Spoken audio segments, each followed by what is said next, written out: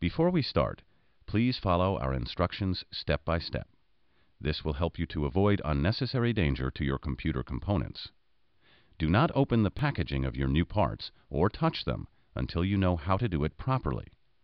The parts we chose are representative of the majority of options you may encounter. This is an ATX mid-tower from the back.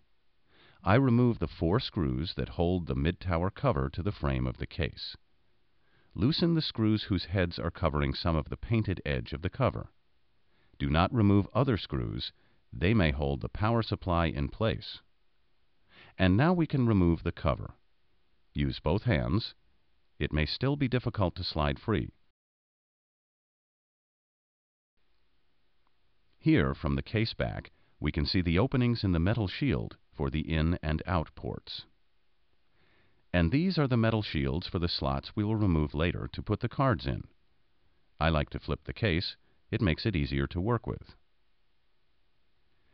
It is relatively easy to avoid problems with static electricity. I touch the case or an electrical ground each time I am going to work with electrical parts, or before I unpack my computer parts. Remember to do the same when you begin putting your own PC together. Now I will give you a quick orientation about different areas and connectors of the case. My case has a speaker already installed. You may have to snap the speaker into place yourself. It is very easy. There are more cables for the motherboard. These are the drive bays. This is for a 3.5-inch drive, and this is for a 5.25-inch drive, including a CD-ROM drive or a large floppy drive you may want to install. This connector goes to the motherboard. This connector goes to the hard drive and the CD-ROM or DVD drive.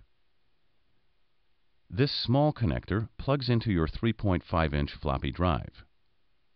This tiny black connector plugs into the motherboard and lights up the power LED on the front of the case. If you follow these wires to their source, you will come to the power supply. Now that you are familiar with the inside of the empty case, we can learn more about the components we will be installing.